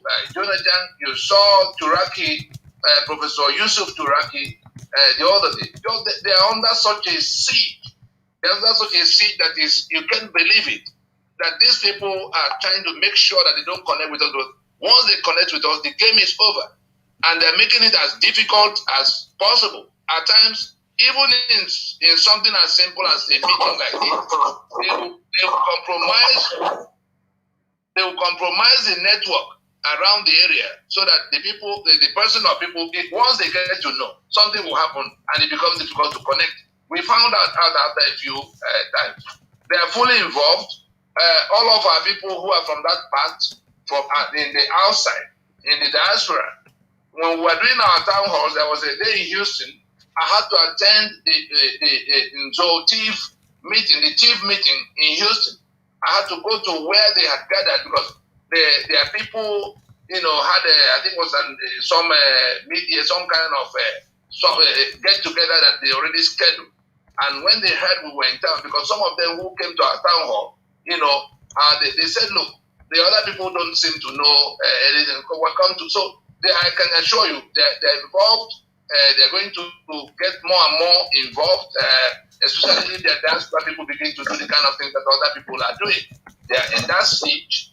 And you could see that when the US was listening to us about what was happening, it was the rest of the country was not being attacked. They were that and so they brought a couple of those victims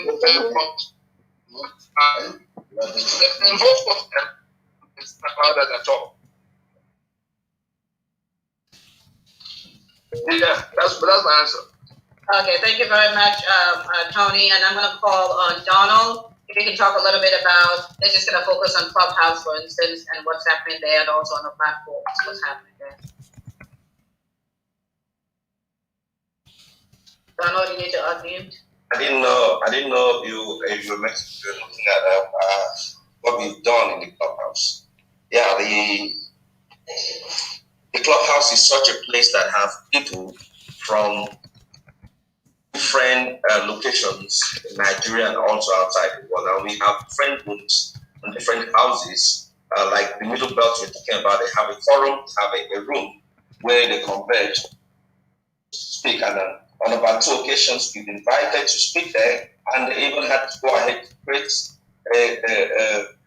create a room for themselves for the NINAS, affecting NINAS strategy in their different regions. They also have different concerns, like Tony has mentioned. Like I was speaking to one of them that said, in fact, as we're speaking here, I wanted him to come out and speak and say, no, we can't come in because, we are with these people and we try to understand them more when we are with them. So it's not very, very safe for us to come out like that. The ones that are very active, the ones that are actually doing the job, the ones that are actually getting people to sign on the petition, the ones that are actually getting prepared to halt the 2023 election. So they are very active, and I can tell you authoritatively that we have a whole lot of them. But as time goes on, we are going to see much of their activity, and it's actually going to be much more louder than most of the regions that we have seen. Thank you very much. I think that just right. Thank you very much. So there is a lot of activity going on there, and yes, there's a lot of issues there. One of the things that people don't know with regards to the history, and I am half Middle Belt, being a TV girl myself, but what people don't know is that when we had that first incursion of this non-indigenous Fulanese coming into our area and on the Utmandatfodia, that their march to the south was stopped by the Middle Belt. So the fact that we are now having the opportunity to stand our ground is thanks to those in the Middle Belt. So you can imagine the amount of calamity that they have had to endure over the years as they keep trying to break through. So I am going to commend Governor Otter, because while those who are farther away from the front lines have been shriveling, he has stood strong. And he put in the anti-grazing law. He did that. And he has stood his ground to protect the indigenous Nigerians. And so when we talk about that they are not doing anything, you're not paying attention. Because the numbers we're talking about is coming from the Middle Belt. And that's why NINAS is a great solution. We are united for freedom. That means that even if you're not able to speak, we speak for you. You speak for them. That's the beauty of this. And so anyone that isn't on this jet, on this NINAS freedom jet, on this NINAS constitutional force majeure jet, will have to lie to their descendants in the future to say that they took a hand in freedom. And I'm calling on anyone do not have your conscience disturb you, because we will get our freedom. But what will your story be? And that's what we're calling the you now. To be a brother's keeper, because your brother cannot speak does not mean he isn't acting. Because the act of Governor Autumn in putting a line in the sand is a huge risk, but he's doing it. Okay? Okay, we've got a couple more questions, and we still have a ton of people coming on board. Okay, so Donald, who has the next question? Actually, I'm going to pause for a minute here. Sharon, are you still available? Because we still have a ton of people in here. Sharon, are you still here? Because I can't see you anymore.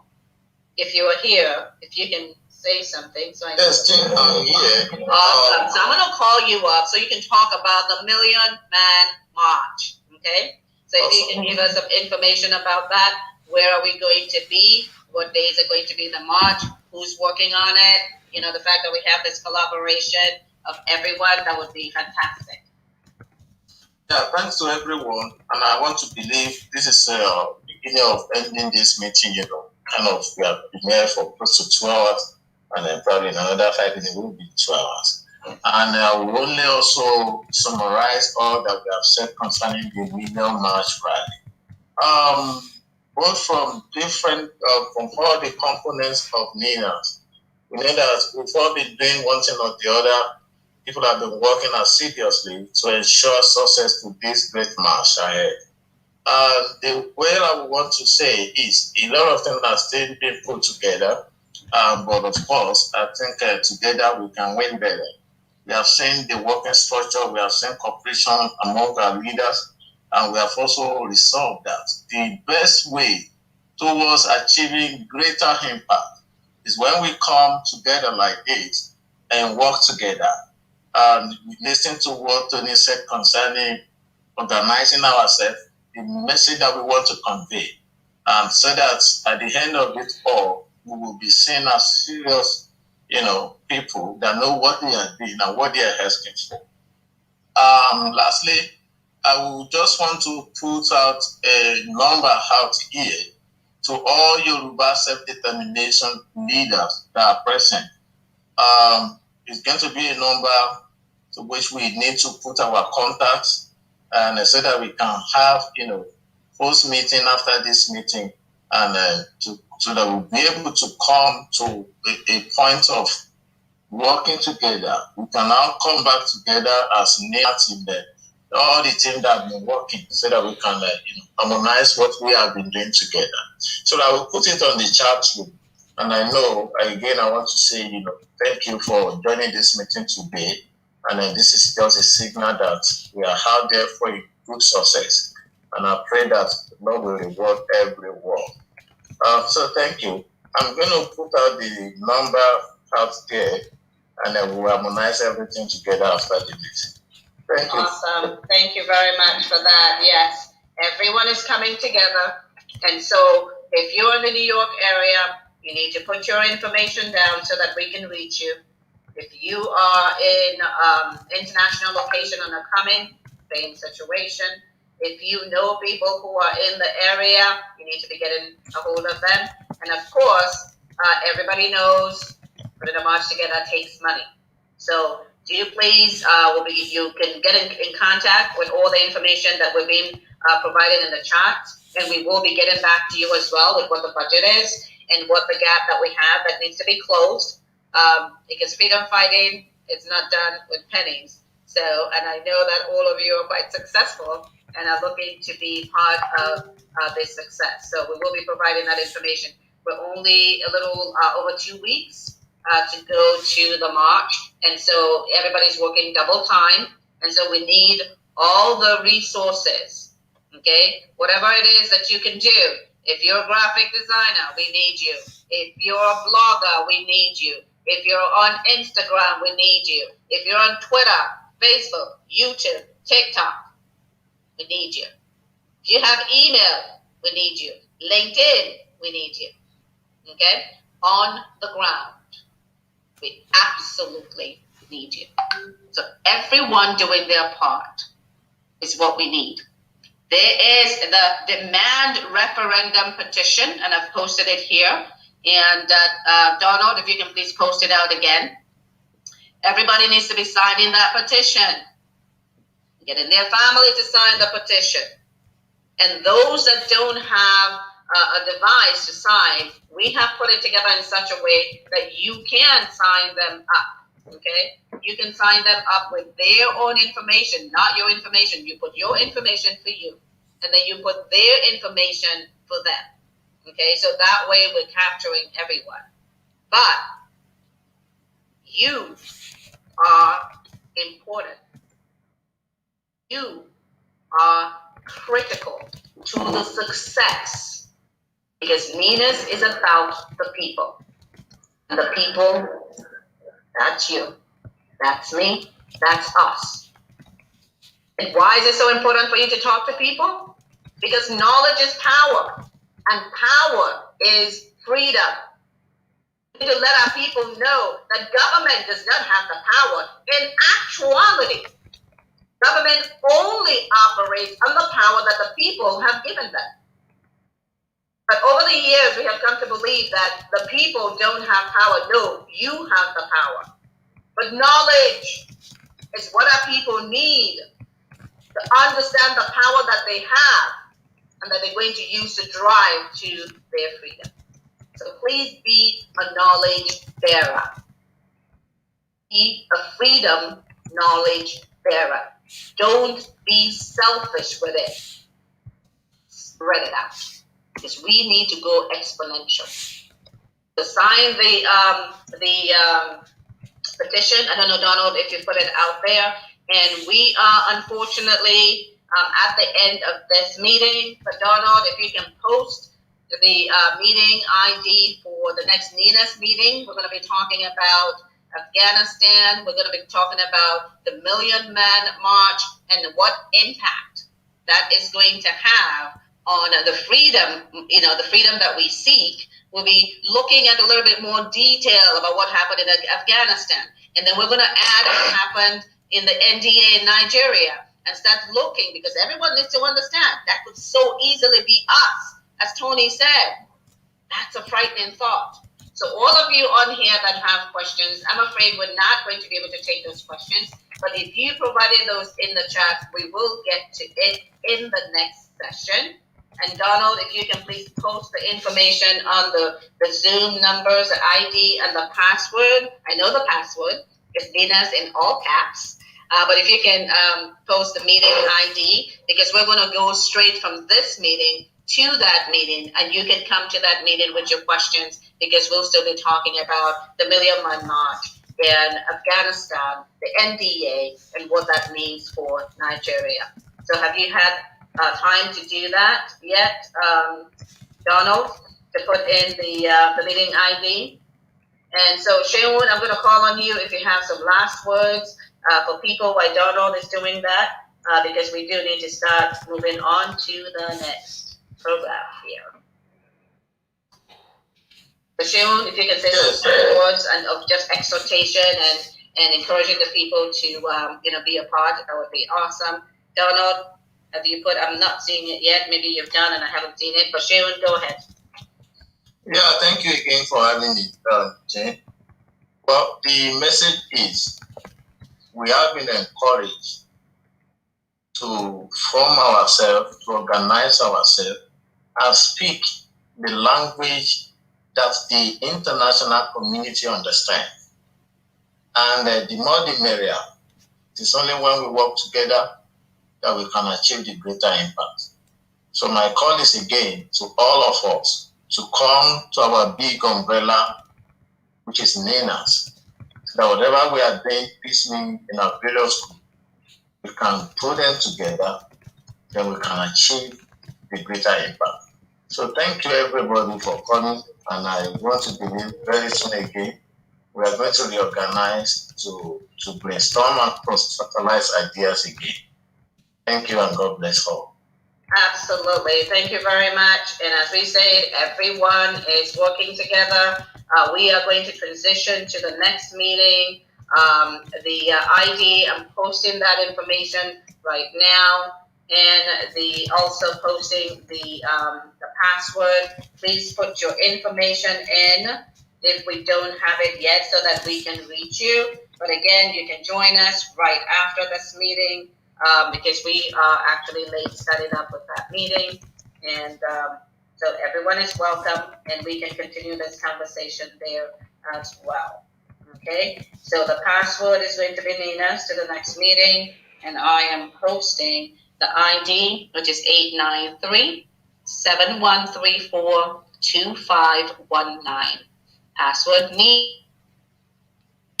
All right, our people, as you can see, we are done. We thank you so much for joining us. We are here to win. She said we are here to take back what belongs to us. So if you want to join the next meeting, it's the same ID, meeting ID number, but I think the password is NINAS. So thank you so much for joining us. For those of you that stayed the whole time consistently, we know that this thing is dear to us. We just have to do our part.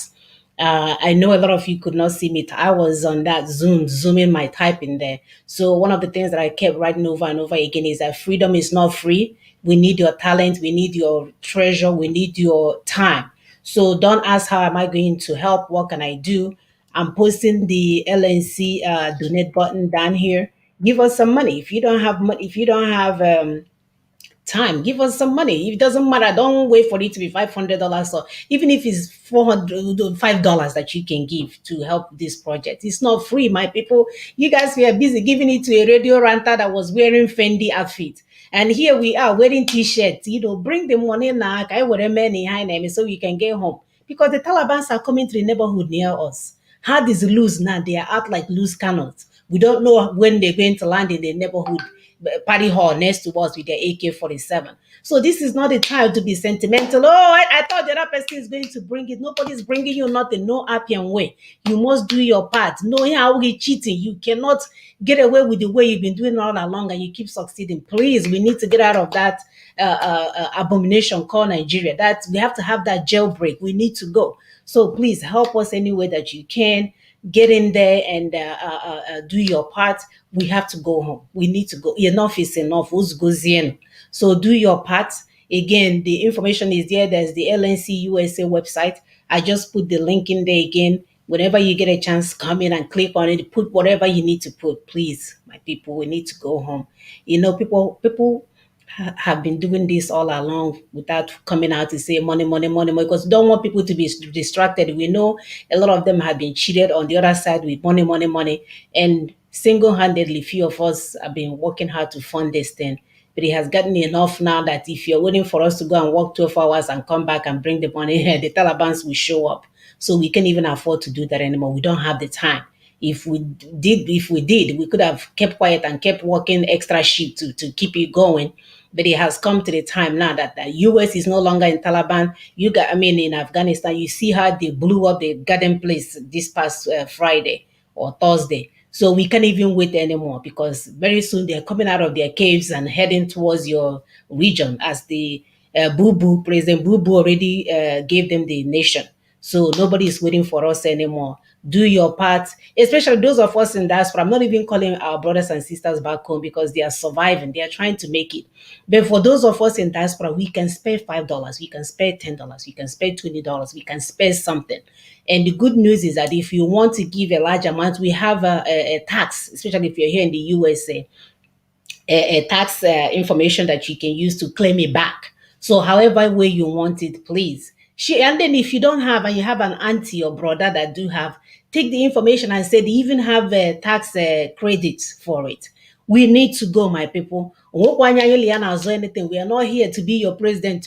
All we are saying that we don't want to be playing rush roulette with the Taliban where they're heading our way. Please. We'll see you guys next Saturday. As you can see, my sisters will be back next Saturday. They were busy doing other things. So thank you guys so much for joining us. We'll see you guys next weekend. Bye-bye.